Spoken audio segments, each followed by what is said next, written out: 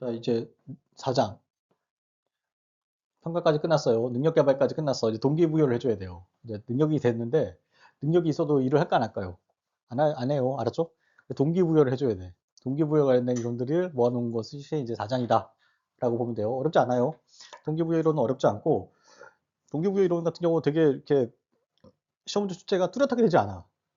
뚜렷하게 되지 않고, 이렇게 뚜렷하게 된다는 얘기는 반복적으로 출제된다는 게 뚜렷하게 된다는 건데, 반복적으로 출제되는 게 좀 경향이 좀 낮아요. 근데 그래도 출제된다 안 된다. 출제돼요. 그러니까 여러분들이 그 유심히 좀 보셔야 되고, 실제로는 이런 부분을 나중에 공부가 다 끝나고 나면 뚜렷한 부분을 다 공부가 나면 나머지 부분, 이런 부분들을 추가적으로 공부하는 게 필요하다까지 설명드릴게요. 그러니까 행정학 공부한다는 건 첫 번째는, 자, 누구나 알고 있어야 될 거를 정리하는 거예요. 누구나 알고 있어야 될 거. 일반적으로. 알았죠? 그 다음에 여기서 좀 더 깊이 들어가야 될 거. 여기 있는 내용 중에 좀 깊이 들어갈 거 여러분들 알고 있어야 되고, 그 다음에 나머지 부분들, 요 내용 바깥쪽에 있는 부분을 알고 있으면 이제 고득점으로 가는 거다라고 보면 돼요. 이해됐죠? 어떤 맥락인지? 자, 근데 이런 거 해당한다라고 보면 돼요. 자, 동기부여 이론 같은 경우는 사기 이론, 보수 이론, 승진 이론, 공무원 단체 이론, 연금 이론 이렇게 총 5개의 이론으로 돼 있어요. 사기, 보수, 승진, 공무원 단체, 연금 이론. 자, 이런 것들이 다 동기부여에 영향을 미친다라고 보는 거예요, 실제로. 사기도 동기부여에 영향을 미치고, 보수도 영향을 미치고, 승진도 영향을 미치고, 공무원 단체에 영향을 미치고, 연금 영향을 미치는 거죠. 여러분들 일을 하는 이유가 뭐예요? 보수 받으려고 그러는 거고, 높은 보수를 받으려고 그러는 거고, 승진하려고 그러는 거고, 연금, 알았죠? 요 세 가지 때문에 여러분들 공무원 하려고 하는 거죠. 그런 맥락으로 보시면 돼요. 자, 하나씩 볼게요. 자, 먼저 우리가 해야 될 게 사기 이론이에요, 사기 이론. 사기 이론은 사기 측정 이론과 사기 제고 이론. 사기를 어떻게 제고할 거냐, 사기를 어떻게 높일 거냐, 이거에 관련된 이론들이다 라고 보면 돼요. 자, 먼저 사기 측정 방법 이론은 사기를 어렵지 않아요. 듣고 들으시면 돼요. 자, 태도조사와 의견조사, 사회측정법, 수사법, 행동경영법, 사례나 근무관계의 통계기록 방법으로 사기를 측정할 수 있다라고 하는 거예요. 여러분들이 일을 하고자 하는 의지가 사기야. 근데 이걸 어떻게 측정하느냐? 태도조사와 의견조사, 그 다음에 사회측정법, 수사법 이런 걸 한다는 거예요. 태도조사는 어떤 거냐면, 자, 의견조사를 하는 거야, 여러분들한테. 의견조사해서 여러분들이 그걸 가지고 여러분들 사기를 측정하는 거다라는 거예요. 그러니까 만약에 여러분들 복지가 마음에 안 든다. 공무원 복지가. 근데 공무원 급여가 마음에 안 든다. 그럼 사기 높은 거 안 높은 거야? 안 높은 거야. 알았죠? 이렇게 판단해 보는 거예요. 알았죠? 사회측정법이라고 하는 것은, 자, 사회 구성 선호에 대한 소시오그램을 작성하도록 하는 거예요. 사회 구성원에 대한 소시오그램을 작성해 보도록 하는 거예요. 이거 요즘 많이 해, 사실은. 그 인터넷에 보면은 빅데이터, 빅데이터 갖고 어떻게 연결되어 있는지를 다 판단해 보는 걸 하죠. 그게 사회측정법이다라는 거예요. 만약에 공무원들 대상으로 했는데 부업 이게 말 떴다. 그러면 사기 있는 거 없는 거야? 사기가 없는 거예요. 알았죠? 부업 생각하고 있으면 깡 끝난 거지 뭐. 알았죠? 자격증 이거 생각하면 끝나는 거야. 알았죠? 이런 거 안 나와야 돼. 그렇게 판단해 보시는 거예요. 자, 그 다음에 투사법이라고 해서 솔직하게 노출된 태도를 갖고 판단해 보는 것은 투사법. 공무원들이 어떻게 말 들어보면 알잖아. 사기가 있는지 없는지. 알았죠? 솔직하게. 행동경영법, 직무에 대한 만족도 조사해 보는 거. 만족도. 직무에 대한 만족도 조사해 보는 거예요. 만족스럽지 않다. 사기가 높은 거야, 안 높은 거야? 대충. 안 높은 거죠. 그렇게 따져볼 수 있어요. 자, 사례나 근무관계 통계기록법, 통계, 생산량, 이직률, 출퇴근 보는 거예요. 자, 맨날 지각해. 사기가 높은 거야, 안 높은 거야? 안 높은 거야. 이렇게 따져보는 거예요. 자, 측정 방법 여러 가지 있죠. 어렵지 않죠, 이거는? 넘어갑니다. 자, 그럼 사기를 어떻게 높일 거냐라고 하는 이론이 있어요. 여기에 대표적인 게 이제 고충 처리와 제한 제도 이 두 가지가 대표적인 이론들이다라고 보면 돼요. 자, 고충 처리 제도 같은 경우는, 자, 어떻게 사기를 높일 수 있을까라고 했을 때 이렇게 해요. 자, 근무 조건, 인사관리, 신상 문제 및 직장 생활 관련된 고충을 심사하고 해결을 통해서 사기를 높일 수 있다라고 주장하는 이론이 고충 처리 제도예요. 자, 예를 들어 어떻게 사기를 높일 수 있다고 보는 거예요. 이 사람이 개인이 갖고 있는 문제를 해결해 주는 걸 통해서 사기를 높일 수 있다라고 본 거예요. 자, 대표적인 게 어떤 거냐면, 아주 예를 들면 나는 집이 구미시야. 구미시예요. 구미시인데 근무지가 어디라고 할까요? 인동이라고 할까? 인동은 너무 많나? 아니, 어쩌고 딴 지역으로 갔어. 그럼 이 사람은 뭐가 문제예요? 자, 뭐가 고충일까? 통근 시간이 문제겠죠? 그럼 이 사람이 일을 한 맛이 날까 안 날까? 안 나. 그걸 해결해 주면 그 사람이 만약에 가까운 인근으로 만약에 근무하러 왔어. 그럼 어떻게 돼요? 인근으로 오면 사기가 올라갈 수 있겠죠? 일할 맛이 날 수도 있겠죠. 알았죠? 요것을 요런 방식이 고충 처리 제도다라는 거예요. 됐죠? 이거 우리나라 도입하고 있어요. 우리나라에서. 자, 그래서 대상은 누구로 하냐면은 모든 공무원을 대상으로 해. 모든 공무원을 대상 고충 처리를 제도의 대상이 돼요. 자, 그래서 고충심사위원회가 있는데 6급 이하는 각 부처 보통 고충심사위원회가 해요. 6급 이하는 5급 이상은 중앙 고충심사위원회가 해요. 이런 게 있어요. 심사위원회랑 만들어 놨어.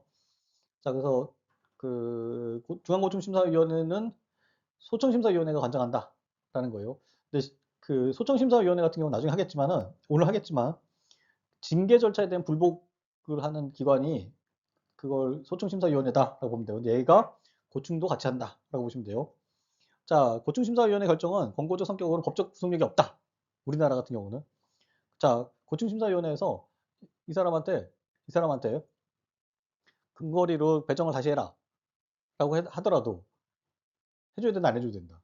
안 해줘도 된다. 알았죠? 해주면 좋죠. 알았죠? 근데 대부분 해줘요. 알았죠? 그 다음에 소청심사보다 광범위하다. 알았죠? 소청심사보다 광범위하다. 소청심사는 일반적으로 징계 관련된 상황이에요. 징계 관련된 상황이에요. 근데 여기서는 그건 인사 관련된 상황이잖아요. 근데 여기는 근무 조건도 들어가고 신상 문제도 들어가요. 알았죠? 됐죠? 이해됐죠? 그래서 광범위하고 자, 심사의 청구로 불이익이 불가능하다라고 해놨어요. 알았죠? 근데 내가 소청 심사에 아이가 고충 처리를 신청했다고 해가지고 불이익 주면 안 된다라는 뜻이에요. 근데 실제로는 현실은 어떨까요? 불이익이 있을까 없을까? 있을 수도 있어요. 이거는 뭐 인간이 하는 거라서 어쩔 수 없어. 어떤 거냐면은 사람이 없어. 조직에 10명이 있는데 10명이 있는데 빠듯하게 일하고 있어. 한 놈이 난 집이랑 멀어서 가겠다라고 고충 심사했어. 고충 처리했어. 신청했어. 그럼 이 새끼를 그러니까 이 양반을 이 사람을 곱게 볼까 안 볼까요? 안 봐. 알았죠? 이런 거 작동한다라는 거예요. 이해됐죠? 이게 고충 처리 제도다라고 보면 돼요. 고충 처리 심사위원회에서 결과는 기속력이 있다 없다? 없다까지 보면 돼요. 자, 그다음에 두 번째가 제한제도예요. 제한제도. 제한제도는 어떻게 사기를 높이느냐라고 했을 때 행정의 능률화, 합리화에 고안할 수 있는 제한에 대해서 제한을 하게 되면 표창과 상금을 통해서 사기를 높일 수 있다라고 주장하는 이론이 제한제도예요. 알았죠? 자, 다시 뭐 어떻게 한다? 제한을 하면 그럴듯한 제안을 하면, 바람직한 제안을 하면 표창과 상금을 통해서 사기를 높일 수 있다라는 거예요. 자, 우리나라 국가공무원법에 55, 3조에 이제 들어가 있고, 자, 장점 뭐가 있냐면 행정의 효율성을 제고할 수 있다라는 거예요. 왜 행정의 효율성이 제고돼요? 이렇게 하면. 사람들이 제안을 내겠지. 그 중에 뭔가 채택을 하면 행정 효율이 발생할 수 있겠죠. 알았죠? 그쪽 행정의 효율성이 제고되고, 행정의 민주성이 제고될 수 있어요. 하의 상달이 될 수 있어요. 하의, 밑에 있는 뜻이, 밑에 있는 의사가 위로, 상달, 전달될 수 있다라는 거예요. 일반적으로 만약에 조직이 이렇게 존재하면은, 이렇게 존재해요. 일반적 조직 체계 안에서는 야한테 얘기해. 근데 야가 무시해. 끝나. 죽어. 사장돼. 근데 얘가 이거를 제한 제도를 통해서 위에다 올려. 만천하에 공개해. 여러 사람이 보잖아. 그럼 이분이 이거를 무시할 수 있어 없어요? 무시할 수 없고 그 위에 있는 사람들이 이걸 볼 수 있어 없어? 볼 수 있게 돼요. 알았죠? 중간에 조직 구조상 밑에 있는 의사가 중간에 끊길 수도 있어요. 근데 이걸 하게 되면 밑에 있는 의견이 위로 올라갈 수 있어요. 알았죠? 그래서 하위 상달에 제거한다. 행정의 민주성에 제거한다. 라고 하는 거예요. 어렵지 않죠? 됐죠? 자, 그래서 우리나라의 제한제도의 종류 같은 게 몇 가지 있는데, 근데 실제로, 그래도 한계점이 있어요. 제한을 했다고 올라왔어, 실제로. 올라왔어. 근데 이게 어떤 일이 벌어지냐면, 항상 모든 데는 누가 있어? 무임승차자가 있어. 무임승차자가 있겠죠. 제한자 쭉 나와 있지. 근데 실제 제한자는 야야. 알았죠? 근데 막 한 서너 명 넣어놨어. 제한자를 몇명 넣었어. 근데 실제로 우리 포상에 대한 사람 누구야? 실제로 가장 어떤 인센티브를 줘야 되는 사람 누구야? 야잖아, 야. 맞죠? 근데 이 야들이 이렇게 뭉쳐져 있으면 누가 가장 인센티브를 받아야 될지 모르죠. 알았죠? 이런 문제가 있어요. 제한 문제에서는. 그럴 가능성이 있죠? 야, 나도 좀 넣어줘라. 나도 넣어줘라. 나도 넣어줘. 선배, 나도 넣어줘. 이렇게 되면 다 들어가는 거야. 알았죠? 자, 그러면은 실제 제안자가 누군지 파악이 안 되고, 그 결과에 따라서 인센티브를 주는데 곤란할 수 있다라고 보면 돼요. 자, 우리나라 제안제도의 제안 종류 볼게요. 아이디어 제안이라는 게 있어요. 아이디어만 제안하는 거예요. 그 다음에 실시 제안이라는 게 있어요. 실시 제안. 이게 되게 중요한 거예요. 자, 공무원이 실제로 자기의 아이디어를 실제 현실에 운영해봐. 그리고 그 성과를 정리를 해서 제안하는 형태가 실시 제안이에요. 알았죠? 자, 그것도 포함한다는 거예요. 그 다음에 공모 제안. 공모 제안이 이제 가장 마지막 형태인데 어떤 거냐면, 자, 중앙과세장이, 자, 제안하세요라고 공고를 올려. 알았죠? 공고를 올리면 여기에 대해서 각 구성원들이 제안을 하는 방식이 공모 제안이다. 라는 거예요. 공모 제안. 됐죠? 자, 우리 보통 보면 이제 그 뭐야 포스터가 붙어요. 여러분 공부하시다 보면 여러분들 이제 포스터에 제안하시라고 붙어. 거기에 이제 제안해 보는 거야. 알았죠? 요게 공모 제안이다. 자, 보시면 돼요. 근데 우리가 일반적으로 알고 있는 건 뭐야? 일반적으로 알고 있는 거는 아이디어 제안이 제안이다. 라고 보는 거예요. 보통 아이디어 제안. 우리 보통 공부 하시다 보면은 아, 이거 이렇게 하면 해결하면 좋을 것 같은데 라고 아이디어 제안 많이 하게 돼 있어요. 알았죠? 여러분 제안하라고 막 위에서 뭐라 그래. 알았죠? 그래서 아이디어 제안이 있고, 그다음에 실시 제안. 이건 실제로 운영해봤어. 운영하고 나서 좋으니까 요거를 내용을 딱 보고서 형태로 만들어서 올리는 거야. 그러면 이게 어떻게 될까요? 어떤 부서에서 이 실시 제안을 했어. 그럼 이거는 이미 메이크가 된 거야, 안 된 거야? 밥이 된 거야, 안 된 거야? 밥이 됐죠? 그럼 이걸 어떻게 해? 어떻게, 어떻게 할 수 있어요? 밥이 됐어, 이미. 그러면 전국에다가 할 수 있어. 알았죠? 전국에다가 이미 완성형이야. 그러면 전국에다 다 뿌리는 거야. 알았죠? 요게 실시 제한이다라고 보면 돼요. 됐죠? 어떤 단체에서, 지방 단체에서 했어. 효과 났어. 그럼 완성이 됐어. 그럼 완성형이죠? 이거를 다른 지방에서 할 수 있어, 없어? 있게 되는 거예요. 요게 실시 제한이다라고 보면 돼요. 어렵지 않죠? 자, 여기까지 해서 제한제도와 고충 처리. 이 두 가지가 무슨 방법이다? 사기를 향상시키는 방법이다라고 보면 돼요. 자, 그 다음에 이제 해드릴게요. 사기 이론 끝났고 이제 보수 이론 할 거예요. 보수 이론. 자, 보수 이론은 자, 보수 결정 이론, 보수 체계 이론, 인센티브 이론 이 세 가지가 있어요. 근데 여기서 이제 가장 중요한 것은 인센티브 이론이야. 인센티브 이론. 공무원하고 가장 관련이 있기 때문에 현실과 관련이 있기 때문에 가장 중요한 내용이 이제 인센티브 이론이다라고 보면 돼요. 자, 보수 결정 이론은 보수가 어떻게 결정되느냐에 대해서 설명해 주고 있어요, 우리한테. 자, 공무원의 보수는 경제적 요인, 사회 윤리적 요인, 부가적 요인, 정책적 요인 이 세 가지에 따라서 네 가지 따라서 결정된다. 특히 공무원은 자, 경제적 요인 같은 경우는 민간 기업의 임금 수준. 자, 임금 수준하고 차이 나면 안 돼요. 돼야 안 돼. 공무원 임금은. 차이 나면 안 되지. 맞죠? 경쟁 관계야. 알았죠? 차이 나면 안 돼요. 그러면 임금이 올라가면 공무원의 임금도 같이 따라 올라가요. 지금 올라가고 있어요. 지금 점점 올라가고 있어요. 진짜 한 4, 5년 3, 4년 일전에는 공무원의 급여가 되게 적었어요. 실제로. 70년대, 60년대 때는. 그러다가 우리나라 경제 성장하면서 80년대, 90년대 되면서 공무원의 임금이 따라 올라왔어. 많이 따라왔어. 그런데 문제가 생긴 게 뭐야? 2000년대 들어오면서 다시 격차가 엄청 벌어진 거야, 지금. 말도 못하게 벌어졌어요. 지금 민간 기업하고. 근데 그거를 지금 다시 따라잡기 위해서 지금 다시 따라가고 있어. 알았죠? 여러분들이 이제 공무원 되시면 그 따라가는 과정에서 할 거예요. 알았죠? 그러니까 예를 들면 보통은 그 민간의 70% 우리가 상식적으로 민간의 70%였는데 지금은 민간의 몇 퍼센트? 민간의 50%까지 떨어져 있어. 지금 현재 수준으로는. 알았죠? 정확하진 않아요. 근데 이거를 다시 어디까지 올린다? 70%까지 올리려고 그래요. 지금 그러고 있어요. 지금 발표됐죠? 지금 급여 인상률. 공무원들 그거 보면 알 수 있어요. 자, 그다음에 우리 이재명 대통령께서 지금 새로운 정부의 대통령께서 그거 되게 신경 쓰고 있어서 급여가 올라갈 거예요. 자, 그다음에 사회윤리적 요인. 자, 정부의 모범적 고용자로서의 윤리적 의무. 고용자가 있으면은 고용자죠, 정부가. 근데 윤리적으로 행동해야겠죠? 근데 급여를 많이 줘야 돼, 조금 줘야 돼? 윤리적으로. 많이 줘야 되지. 맞죠? 윤리적으로. 고용주는 피고용, 고용된 사람들한테 급여를 많이 줘야 돼, 안 줘야 돼? 윤리적으로. 많이 줘야 돼. 알았죠? 그런 맥락, 그런 윤리적 요인도 작동한다. 그다음 부가적 요인이라고 해서 보수 외 편익의 특혜, 특혜. 자, 특혜가 편익이 특혜가 많으면 급여를 조금 줘도 돼요, 많이 줘야 돼, 많이 줘도 돼요, 조금 줘야 돼. 조금 줘도 돼야 안 돼. 편익이 많으면 편익이 엄청나게 크면 보수를 적게 줄 수 있어요. 알았죠? 편익의 크기가 보수를 결정할 수도 있다. 네 번째 정책 조인이라고 해서 자, 공무원의 근무 효과, 행정 능력 향상이 필요할 때는 이런 필요에 의해서 급여를 결정된다. 만약에 그게 이런 요인들이 급여를 결정한다.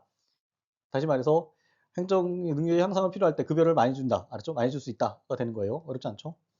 자, 보수 결정 이론까지 했어요. 그래서 경제, 사회 윤리적, 부가적, 정책적 요인 이것들이 작동한다. 그러니까 여러분들의 급여는 요 네 가지가 작동한다라고 보면 돼요. 민간 기업은 뭐만 작동해? 민간 기업은 뭐예요? 민간 기업은 급여는 뭘 작동하냐면 생산성이 작동해요. 생산성. 알죠? 생산성이 결정해요. 민간 기업에. 근데 공무원들의 급여는 경제적 요인, 사회윤리적 요인, 부가적 요인, 경제적 요인들이 결정한다. 라고 알고 계시면 돼요. 어렵지 않죠? 자, 보수 체계 이론.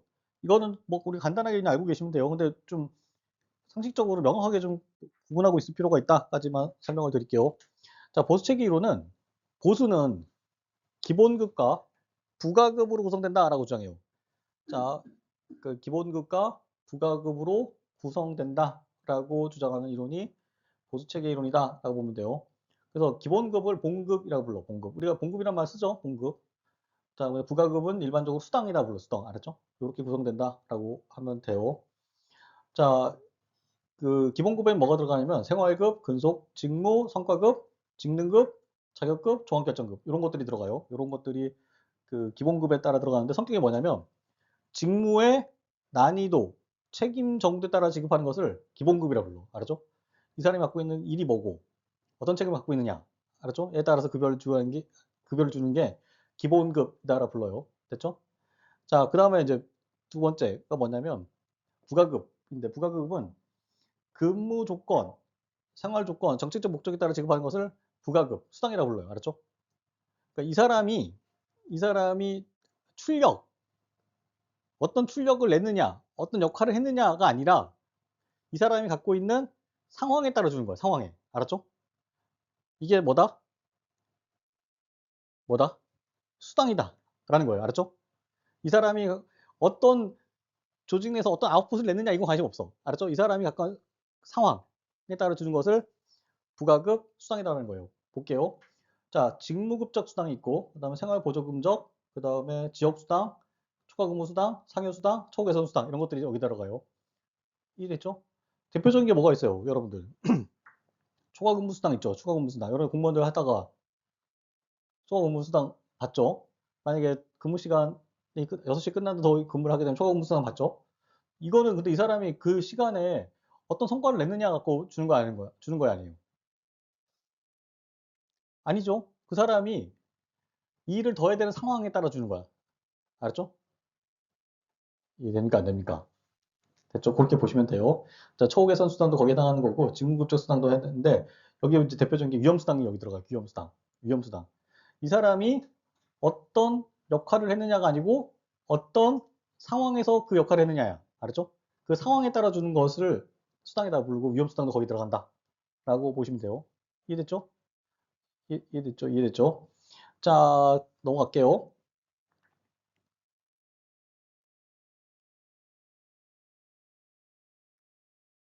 자, 이게 보수 체계 이론이에요. 자, 마지막 이제 가장 중요한 인센티브 이론 갖고 인센티브 이론. 자, 인센티브 이론은 자, 인센티브를 어떻게 지급해야 되느냐가 질문이에요. 인센티브를 어떻게 지급해야 되느냐라고 지금 질문이다라고 보면 돼요. 자, 여기에 대해서 이제 우리나라가 답을 하고 있어요. 우리나라. 자, 우리나라는 인센티브를 자, 연봉제, 성과상여금, 예산성과급의 형태로 인센티브를 제공해야 한다, 지급해야 한다라고 주장해요. 지급할 수 있다라고 주장하는 이론이 우리나라의 성과 인센티브 제도야. 우리나라는 인센티브를 연봉제, 그다음에 성과상여금, 예산성과급으로 준다라고 보면 돼요. 자, 인센티브라고 하는 것 자체는 왜 만들었을까요? 인센티브라고 하는 것 자체는 인센티브 민간 조직에도 있다 없다? 민간 조직에도 있어요. 근데 그 민간 조직에 있는 인센티브를 어디다 갖고 왔어? 공공 조직이 갖고 온 거야, 알았죠? 근데 인센티브를 왜 갖고 왔을까요? 자, 인센티브가 없는 상황이면 사람들이 일을 열심히 할까 안 할까요? 인센티브가 없으면, 인센티브라고 한 거 자체가 없으면 추가 노력을 할까 안 할까요? 안 할 수도 없죠. 그래서 인센티브라고 하는 것 자체를 도입했는데 도입한 목적은 추가 노력, 알았죠? 추가 노력을 끄집어내기 위해서 인센티브란 걸 도입한 거예요. 알겠죠? 이건 인센티브라고 하는 거는 어디 나오냐면 첫 번째 어디냐면 과학적 관리론에 나와. 인센티브 알았죠? 인센티브 과학적 관리론에 보면은 나온다라고 거기서부터 출발했다라고 보시면 됩니다. 자, 볼게요. 그러면 이제 연봉제하고 우리가 성과상여금과 성과연봉 이 두 가지 형태가 있다고 그랬죠. 여기서 어디서 보시면 되냐면은 자, 여기 보면은 이제 여기 여기 있죠. 요거 성과급여. 성과연봉 그다음에 성과상여금이 있는데 이게 어떻게 구분하냐면은 자, 연봉제에 해당하는 공무원들은 연봉제에 해당하는 공무원들은 자, 성과 연봉을 지급해요. 자, 기본 개념. 연봉제에 해당하는 보수제도가 연봉제에 해당하는 공무원들을 성과 연봉을 줘요. 알았죠? 자, 연봉에 해당하는 공무원들 누구냐면 자, 5급 이상 공무원인데 정무직 기억하세요. 정무직 그다음에 정무직은 대표적으로 누구야? 공무원들 중에 장관 알았죠? 자, 그다음 고위공무원단 알았죠? 1, 2, 3급 높은 사람들 그다음에 5급 상당 이상 얘네들이 다 연봉제에 들어가요. 알았죠? 얘네들이 뭘 받느냐면 성과 연봉을 받아요. 성과 연봉 알았죠? 공무원들 중에 연봉제에 해당한 사람들은 성과 연봉이라는 형태의 인센티브를 받는 거야. 당연한 얘기 같아요. 알았죠? 자, 근데 갈라지는 게 뭐가 있냐면 연봉제 중에 자, 고정급제 연봉제에 해당하는 사람들은 성과 급여가 있다 없다. 인센티브가 있다 없다. 없다. 알았죠? 장관은 성과 급여가 없어요. 인센티브가 없어요. 알았죠? 자, 그다음에 고위공무원단은 여기서 직무 성과급제 연봉제를 받아. 연봉제에 해당해요. 있죠? 직무 성과급제 연봉제에 해당하는데 얘네들도 자, 성과연봉을 받고 자, 성과급제 연봉제도 성과연봉을 받는다라고 머릿속에 기억을 하고 계시면 돼요. 알았죠? 자, 그러면 이 고위공무원단 5급 이상 야들 요 두 개의 차이는 뭘까요? 두 개의 차이는 뭘까요? 두 개의 차이. 우리 수업 시간에 했어요.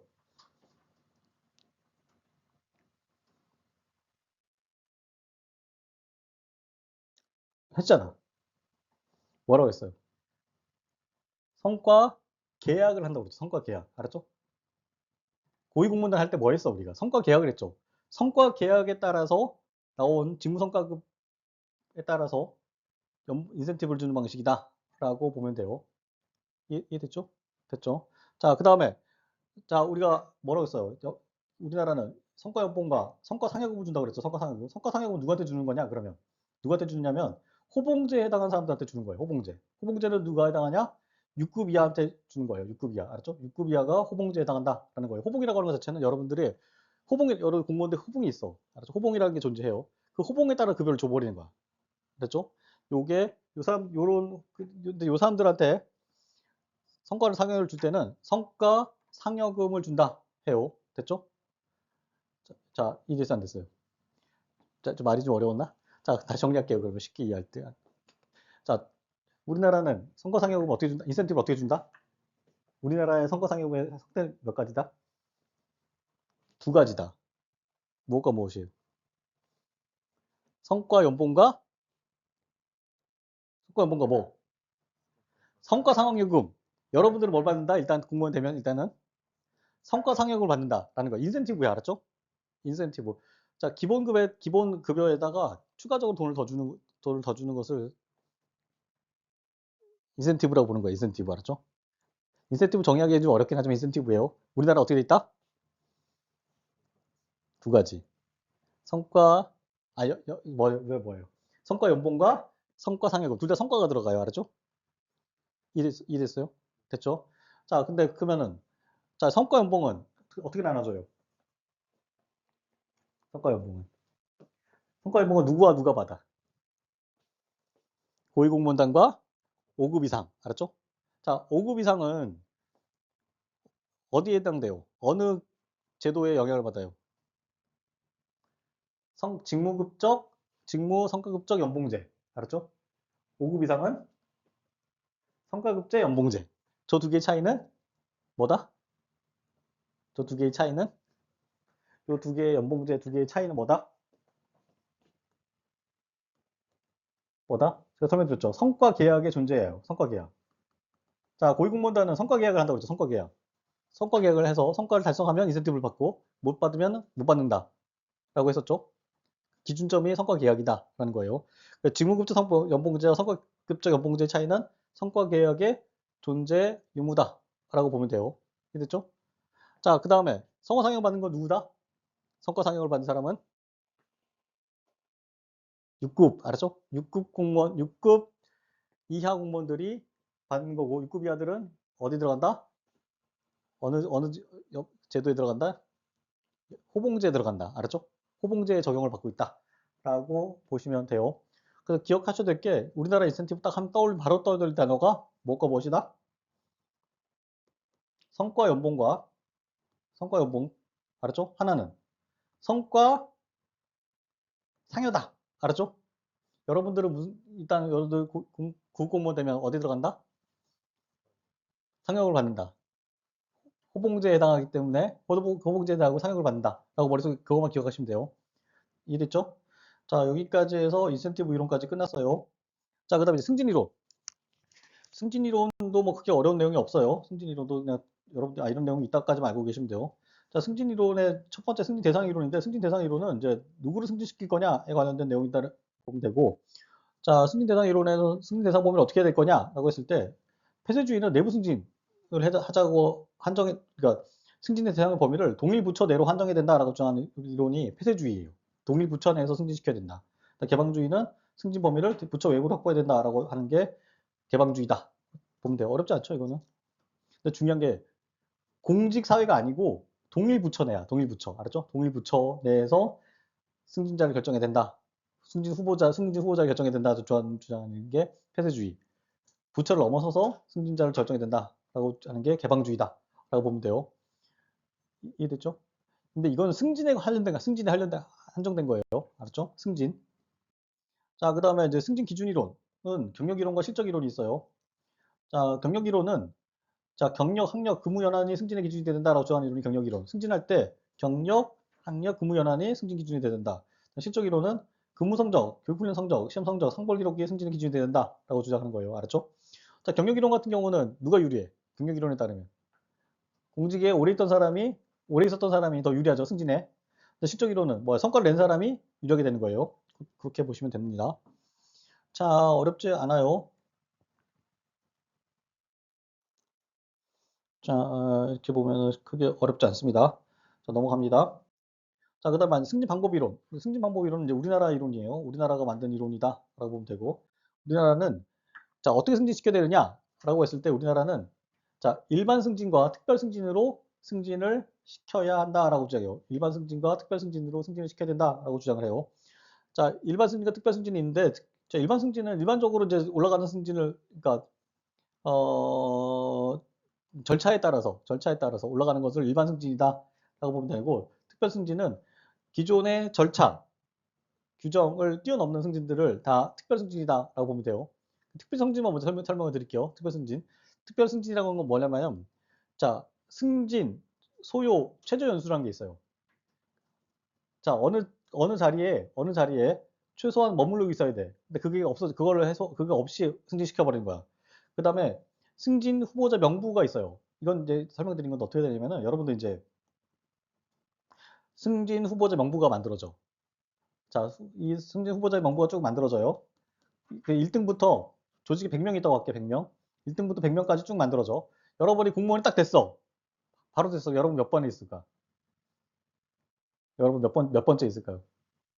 여러분 100번에 있겠지. 공무원 바로 됐어. 100번에 있는 거예요. 알았죠? 자, 근데 1번부터 100등까지 있어요. 자, 요건 어떻게 평가한 거야? 얘들 이거 어떻게 평가한 거예요? 순서를 어떻게 결정한 거야? 오늘 수업 시간에 했어요. 도표식 평균척도법으로 점수를 매겨서 이렇게 쭉 1번부터 100등까지 정한 거야. 알았죠? 자, 그래서 땡, 김아무개 이렇게 쭉쭉 정해요. 자, 그러면은 승진을 하려면 여기 있는 사람들이 이제 승진해야겠죠. 승진해. 근데 여기 있는 사람, 한 50등에 있는 사람들을, 50등에 있는 사람을 시키는 것을 특별 승진이다라고 불러요. 알았죠? 자, 특별 승진을 하려면 어떻게 되냐면 몇 가지 요소가 있어요. 여기 몇 가지 요소가 있는데 요거를 만족시킬 때 특별 승진이 돼요. 청렴, 봉사정신, 뭐 공정성 구현, 그 다음에 직무 수행력이 탁월했거나 행정발전을 공헌했거나 예산을 절감했거나 공직에 뚜렷한 자가 명예퇴직했거나 공직에 뚜렷한 자가 사망했거나 이럴 경우에 특별 승진을 시켜주는 거예요. 알겠죠? 됐죠? 그게 아닌 이상 나머지들은 다 어떻게 한다? 이렇게 승진 후보자 명부에서 점점점 올라가서 승진이 하는 거예요. 알았죠? 자, 만약에 자, 1등부터 5등까지가 승진시켜줬다. 그러면 내가 6번에 있으면 나는 어떻게 돼요? 내가 6번에 있어. 그럼 나는 이 사람들이 빠져나가고 나면 나는 몇 번이 되는 거야. 이렇게요. 알았죠? 요런 절차를 거쳐서 단계적 절차를 거쳐서 승진한 것을 일반 승진. 알았죠? 개념적으로. 요거를 이 순위를 뛰어넘는 거를 뭐다? 특별 승진이라고 한다라는 거예요. 이해되죠? 자, 나머지 이제 4급, 5급, 6급 어떻게 승진하는지는 나중에 다시 요 세부적인 내용은 다시 나중에 설명드릴게요. 자, 여기까지 해서 승진 방법 이론까지 했어요. 자, 그다음에 이제 네 번째가 공무원 단체 이론이에요. 공무원 단체 이론. 자, 우리나라에서 도입하고 있는 내용이에요. 자, 공무원 단체 이론은 자, 공무원 단체는 어떤 권리를 가져야 되느냐라는 거예요. 공무원 단체는 자, 우리가 정부 조직이 이렇게 존재하면은 현재 그 정부 조직하면은 공무원 단체를 우리나라가 허용하고 있어. 우리나라가 공무원 단체를 알았죠? 공무원 단체를 허용하고 있어요. 쉽게 말하면 노동조합을 허용하고 있어요. 허용하고 있어요. 이제 노동조합에 어디까지 허용하고 있느냐라고 이제 규정하고 있는 이론이라 보시면 돼요. 자, 우리나라 같은 경우는 공무원 단체는 단결권과 단체 교섭권을 가져야 된다라고 주장해요. 우리나라는 단결권과 단체 교섭권을 가져야 된다라는 거예요. 근데 일반적으로 노동조합은 노동 측면에서의 어떤 조직에서 가져야 될 건 노동조합은 뭘 가져야 되냐면 자, 단결권, 단체 교섭권, 그다음에 단체 행동권을 가져야 돼. 알았죠? 일반적으로 민간에서는. 근데 우리나라는 뭘 제외했다? 뭘 제외했다? 단체 행동권을 제외했어요. 여기서 말하는 단체 행동권은 뭐냐면 정치 활동 쟁의행위. 실제 말해서 뭘? 쟁의행 대표 중에 뭐예요? 태업하고 파업. 알았죠? 파업. 요게 쟁의행위예요. 요것들은 제외했어. 그래서 우리나라 같은 경우는 공무원 단체는 태업과 파업 이건 못하게 해놨다라고 보면 돼요. 그 대신 단결권과 단체 교섭권을 가질 수 있다. 누가? 공무원들은. 알았죠? 공무원들은. 이해됐죠? 이해됐죠? 자, 단결권과 단체 교섭권을 가질 수 있다라고 했어요. 단결권은 뭘 말하는 거냐면 노동조합을 설립할 수 있는 권리를 말해요. 알았죠? 그 다음에 단체 교섭권은 사용자를 상대로 협상을 할 수 있는 권리를 뭐라고 한다? 단체 교섭권이라고 한다. 라고 보면 돼요. 그럼 정리할게요. 우리나라는 무엇과 무엇만 줬다? 무엇과 무엇만 줬다? 단결권과 단체 교섭권만 줬다. 단체 행동권 줬다, 안 줬다? 안 줬다. 알았죠? 그렇게 이해하고 있으면 됩니다. 이해됐죠? 자, 나머지 세부적인 사항, 단결권과 단체 교섭권의 내용들은 이거는 나중에 다시 설명드릴 수 있도록 할게요. 이 부분은. 자, 그 다음에 이제 마지막 다섯 번째, 연금 이론. 연금 이론이에요, 연금 이론. 자, 연금 이론은 그 출제 가능성이 높아요, 꽤. 항상 그 상시적으로 출제될 가능성이 높아요. 왜냐면 되게 사회적 이슈잖아, 맞죠? 공무원들한테도 중요하고 사회적 이슈고 행정 교수들도 관심이 많아요, 연금에 관해서는. 그래서 출제될 가능성이 좀 높다라고 보고 있으면 돼요. 자, 연금 이론은 연금 유형 이론과 연금 지급 이론, 지급 방법 이론 이 두 갈로 보면 돼요. 연금 유형과 연금 지급 방법 이론 이 둘로 나눠져 있어요. 자, 먼저 연금 유형 이론은 둘로 나눠지는데 재원 조달 방법에 따른 분류 이론과 재원 부담에 따른 분류, 이론이 있어요. 재원 조달 방법에 따른 분류 이론과 재원 부담에 따른 분류 이론이 있어요. 재원 조달 방법에 따른 분류 이론은 2가지로 나눠져요. 1번은 이론, 이 둘로 나눠져요. 자, 먼저 재원 조달 방법에 따른 분류 이론은 연금은 기금제 연금과 비기금제 연금으로 구분될 수 있다라고 주장해요. 자, 재원 조달 방법에 따른 분류 이론은 기금제 연금과 비기금제 연금으로 구분할 수 있다라고 해요. 기금제와 비기금제가 어떤 차이인지만 우리 알게 되겠죠. 자, 기금제 유형은 미리 기금을 만드는 거야, 기금. 알았죠? 기금을 만들고 기금으로 얻어지는 이익으로 재원을 충당하는 방식이 기금제 유형이다라는 거예요. 그다음에 비기금제 같은 경우는 기금 만들지 않아요. 그래서 일반적으로 세금으로 연금 조달하는 방식을 비기금제 유형이다라는 거예요. 자, 이거 그림으로 그리면 이런 간단해. 자, 기금제 유형은 돈을 크게 만들어요. 덩어리를 만들어. 그리고 이것을 운영을 해. 그럼 뭐가 발생해요? 이익이 발생하죠. 이익. 요 이익이 발생하죠. 요걸 가지고 뭘 주는 거야? 연금을 주는 방식이 기금제 유형이에요. 알았죠? 요 방식이 하나 있고 또 하나 방식은 뭐냐면 자, 돈을 크게 만들지 않고 요 돈이 필요한 거죠. 요 돈이 필요한 거죠. 요 돈을 그냥 만들어. 세금에서 그냥 갖고 와서 요걸 만들어. 그리고 요걸 갖고 연금을 주는 방식이 그러니까 기금은 없고 이렇게 연금을 주는 방식이 뭐다? 비기금제 방식이다라는 거예요. 우리나라는 무슨 방식이요? 우리나라는 우리나라는 기금제 방식인 거죠. 우리나라 그거 어떻게 알 수 있어요? 알 수 있어요. 공무원 연금 뭐가 있어요? 공무원 연금이라고 하는 연금이라고 하는 기금이 존재해요. 기금이 알았죠? 이해됐죠? 그걸 운영하는 사람이 공무원 연금 공단인가? 이런 데서 관리하죠. 알았죠? 만약에 그게 없으면 기금이 아니면 그런 조직이 필요 없겠죠. 알았죠? 세금 걷어서 바로 주면 되니까. 자, 이렇게 구분하시면 되고 장점 같은 경우는 기금제 유형의 장점 같은 경우는 연금기금의 지속적 지급이 가능하다. 맞죠? 왜 그러냐면 돈이 모여있기 때문에 이 돈 갖고 주면 돼요. 알았죠?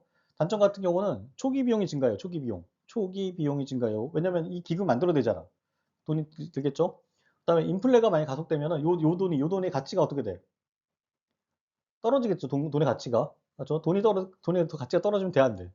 아깝잖아. 맞죠? 이런 일이 벌어지고. 그다음에 관리 비용이 증가해요. 요 돈을 관리하려면 요 돈을 가지고 요 돈을 만들어내려면 투자를 해야 되잖아. 투자하려면 사람 필요해, 안 필요해? 의사결정하는데 돈이 사람이 필요 안 필요해요. 그 사람이 필요하고 그게 관리 비용의 증가다라고 하게 되는 거예요.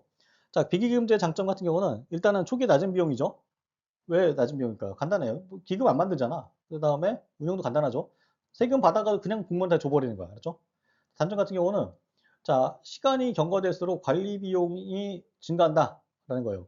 시간이 지날수록 관리 비용이 증가한다라는 거예요. 자, 이거는 뭐냐면 자, 여기 어차피 돈이 들어가는데 이건 어떤 개념이냐면 이게 있으면 굳이 뭐야? 돈이 들어가 안 들어가요? 기금이 있으면 세금 쓸 필요 없어. 자, 근데 만약에 이렇게 기금이 없을 경우에는 세금 갖다 쓰니까 시간이 갈수록 관리 비용이 증가한다라고 보면 돼요. 알았죠? 자, 그 다음에 재정위기 시에 연금 지급이 불가능해요. 재정위기가 발생하면 세입이 거쳐요, 안 거쳐요? 세입이 있어, 없어? 재정위기가 오면. 그럼 세금이 안 거치면 연금을 줄 수 없게 되는 거예요. 근데 만약에 기금이 마련되어 있으면 재정위기가 와도 연금을 줄 수 있다, 없다? 줄 수 있게 되는 거예요. 그 차이가 있다라고 보면 되고. 자, 두 번째 이론. 두 번째 이론은 재원 부담에 따른 분류 이론인데 얘는 기여제와 비기여제 유형으로 구분할 수 있다라고 해요. 자, 기여제는 정부와 공무원이 공동으로 연금을 재원을 조성하는 것을 기여제, 비기여제는 정부가 단독으로 연금 재원을 조성하는 것을 비기여제 이렇게 불러요. 자, 우리나라는 기여제야, 비기여제야? 우리나라는 기여제죠. 알았죠? 여기도 공무원 되시면 공무원 연금 내요. 공무원하고 정부하고 같이 내는 거지. 반반씩. 알았죠? 자, 그래서 정부와 민간이 공동으로 연금의 재원을 조성한다라고 하는 게 기여제, 정부가 단독으로 연금의 재원을 조성하는 게 비기여제 방식이다라고 보면 됩니다. 자, 그다음에 이제 연금 지급 이론. 자, 연금 지급을 어떻게 할 거냐? 여기 가서 이제 우리나라가 그 이론이 정리돼 있어요. 자, 우리나라는 단기급여와 장기급여로 나누어 지급해야 된다라고 주장해요. 연금을. 단기급여와 장기급여로 나누어 지급해야 된다라고 주장해요. 단기급여는 뭘 말하냐면 공무상 요양비, 재해부조금, 사망조위금 이런 것들이 단기급여예요. 단기적으로 주는 거예요. 장기급여는 이제 우리가 알고 있는 게 장기급여에 해당하는 거야. 일반적으로. 퇴직급여. 자, 퇴직연금, 그 다음에 퇴직연금 일시금, 퇴직연금 공제 일시금, 퇴직 일시금 이런 것들이 다 퇴직급여에 해당해요. 퇴직으로 인해서 발생하는 급여들이 퇴직급여다라고 보면 돼요. 그러니까 우리가 이제 말하고 있는 게 이제 퇴직급여, 퇴직연금을 말한다. 라고 보면 되고, 퇴직연금은 장기급여에 해당한다. 라고 보면 되고, 유족연금이 있어요, 유족연금. 자, 공무원이 사망했을 경우에 유족에게 지급하는 급여가 유족연금이고, 유족연금, 연금, 부가금도 있어요. 그다음 장애급여.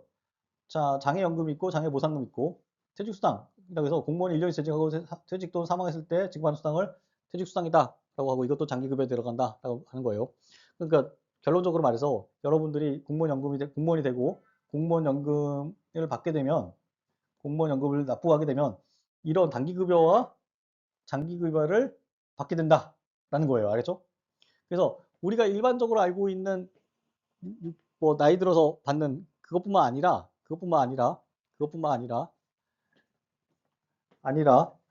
뭐 공무상 요양비, 재부조금, 사망조의금 이런 것들도 다 뭐에 들어간다?